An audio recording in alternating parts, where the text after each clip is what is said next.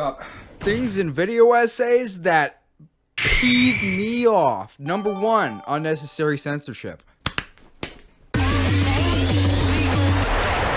exasperated mad-hatted pumpkin, the exaggerated swagger of a white 20-something.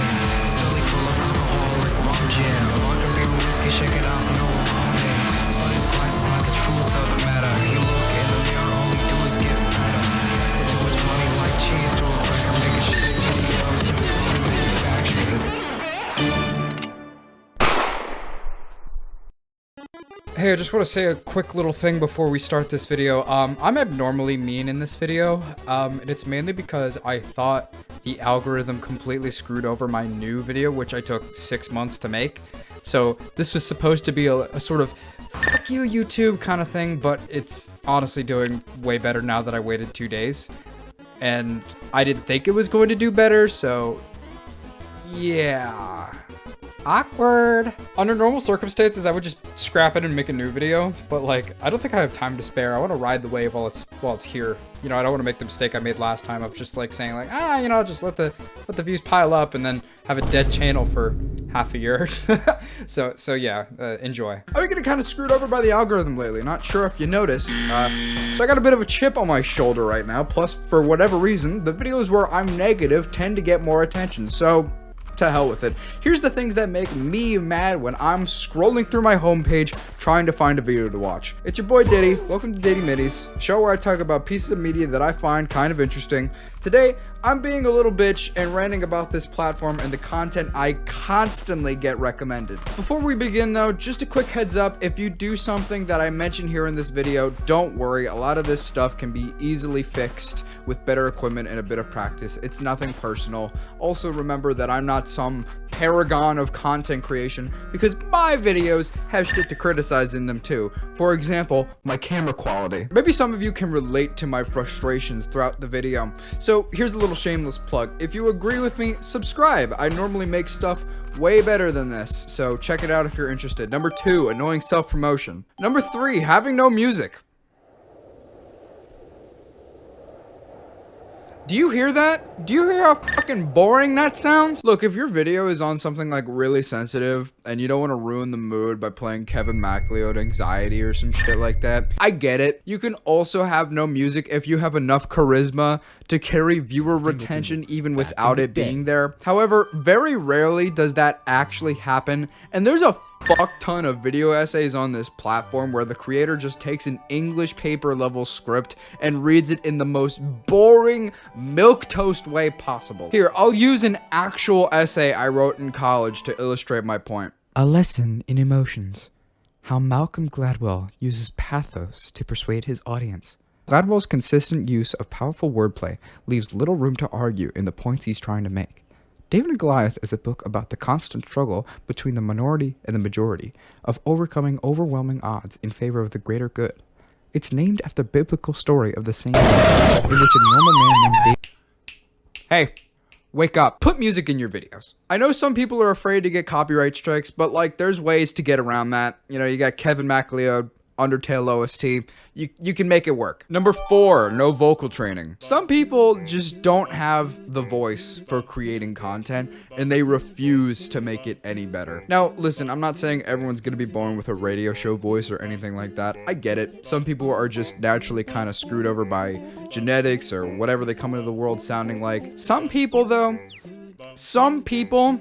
I know for a fact that they can sound way better than the voice they're talking with, and it pisses me off. Maybe it's their mic, maybe it's their tone, maybe it's a combination of those things. Maybe I'm just an asshole. All right, you can make yourself sound better with very minimal effort, okay? Before you record, do some vocal warm-ups, you know, get all the spit out of your mouth before you talk. Always stay hydrated, and remember, you sound deeper in your own head when you talk. When you hear your voice played back at you, you will be humble. Why do some straight guys get so bloody pressed when I'm in my arm?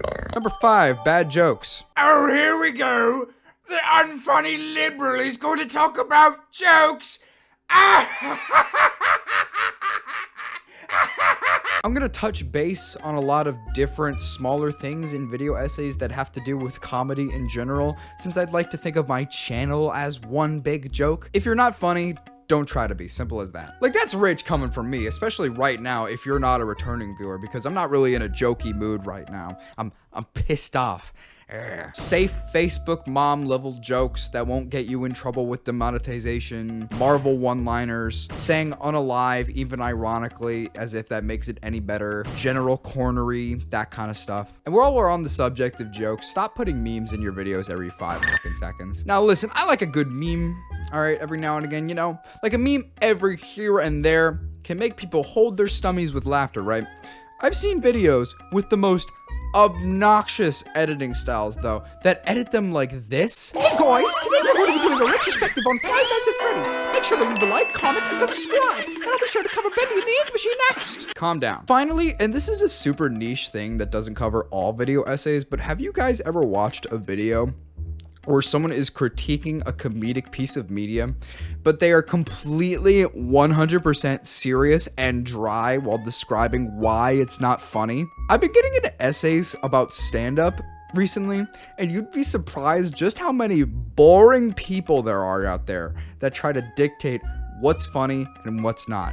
Shit genuinely grinds my gears. Number 6, people who segue into a sponsor. I get it. All right, you're happy you got paid for doing YouTube. All right, good for you. Wish I could relate. Put it somewhere nice. All right, it's like a potted plant. Nobody puts a potted plant in the middle of the room. They find a nice corner or a wall, you know. Put it either at the start of the video, at the end of the video, or at the end of a long segment. Don't try and hammer it in to the middle of your This episode of Dity Minis is sponsored by HotHornyMoms.com. Number 7, being needlessly long. I think we've reached a point on YouTube where videos in general are getting longer and longer. And you know what? If long videos are your thing, whatever. I think anything above like 3 hours, unless it's Quentin, is pushing it. I'm not watching it. Personally, I think the perfect video essay length is like 30 minutes to an hour and a half. Anything in that zone is like a sweet spot, you know? Anything below that, if I like the video, I'm gonna be sad that there's not more there. And anything higher, depending on the subject matter, I'm probably just gonna think you're talking out of your ass to artificially increase the video length. Number 8, retrospectives that just recap everything and do nothing else. These have their place on the platform, okay, as much as we hate to admit it, and as much as we joke about them. Some people want to jump into a game series or a movie series, and they don't have the time to go through 10 other entries first, right? But god damn it, man, there's no excuse for having these for games or movies with only like 1 or 2 entries, okay? Like, just play the damn game, bro. The only other excuse I can think of is for games like Persona, where each game takes like 100 hours each and gameplay is turn-based anyway. I know Persona fans will get mad at me for saying that, so let me just say this. I became a fan of Persona, and I beat 3 and 4 while I was unemployed. I got a job, and I still haven't beaten 5 Royal. All this to say, I don't hate these retrospectives that much. They can just be annoying depending on what subject they're covering. Number 9, rant sonas. Okay, so rant sonas themselves are kind of whatever. You know, some people don't want to show their face. I get it. I'm ugly, right? You know, we all understand here. But I'm talking about the shitty ones. And I'm sure, I didn't mention any names, but I'm sure a few people just popped in your head right now, huh? I didn't say anyone, but you've thought of someone. There's a particular YouTuber I think of when this topic comes up, and I'm not gonna say who this YouTuber is, but he's someone who can very easily afford an artist to draw some new sprites for him, and he just chooses not to. So every time I see his video pop up in my recommendation, I have to see his fucking Donut Steel OC with a video that gets 10 times more views than I will ever see, and then my day is ruined. Yes, I'm a spiteful bitch. Number 10, the phrase, but first, we'll have to go back to the beginning.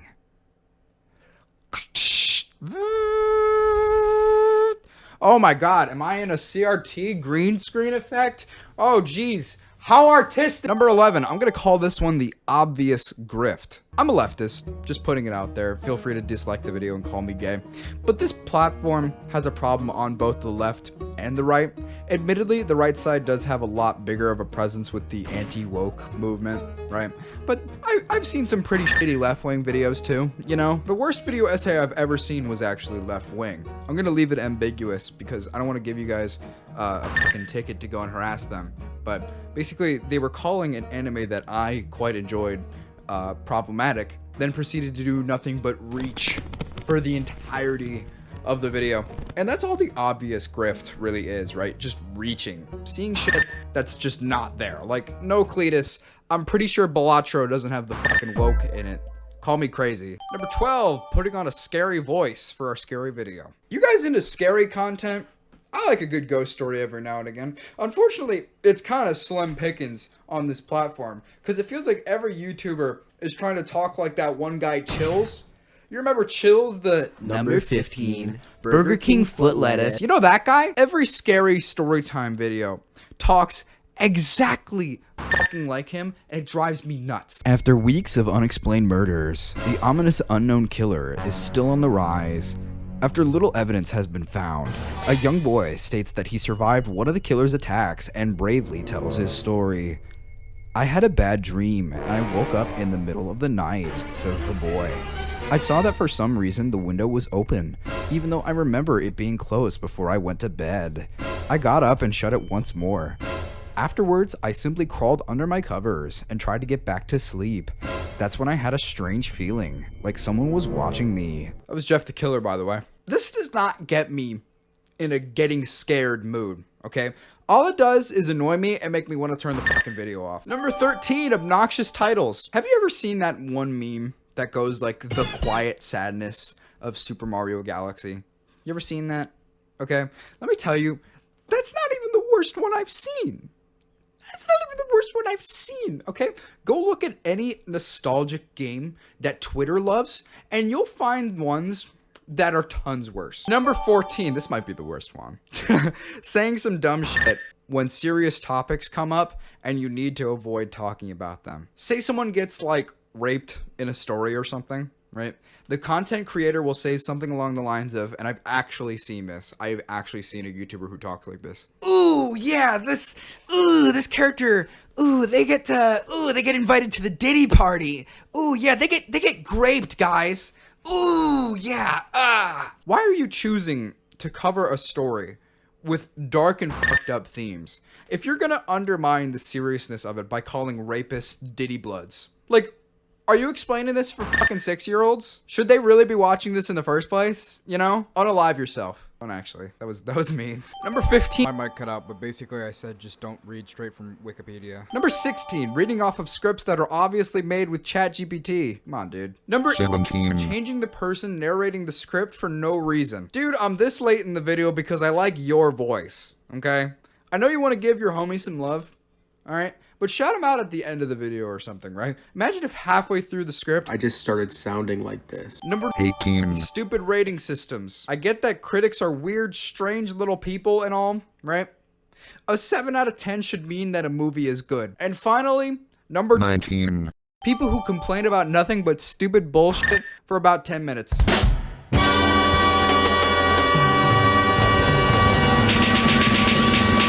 Bitch, and you know we run the city, bitch. How much I gotta pay for a titty pic? Got motherfucking damn commodity. Guess what? Chester Stone finna get a crib soon, dude. Hi, God Chester is good Stone. all the Can time. you say subscribe And I got to a the girlfriend named Stella. Look. Why aren't you Don't we saying make it? a perfect Why couple? I'm paying you to say subscribe to Commodity. Damn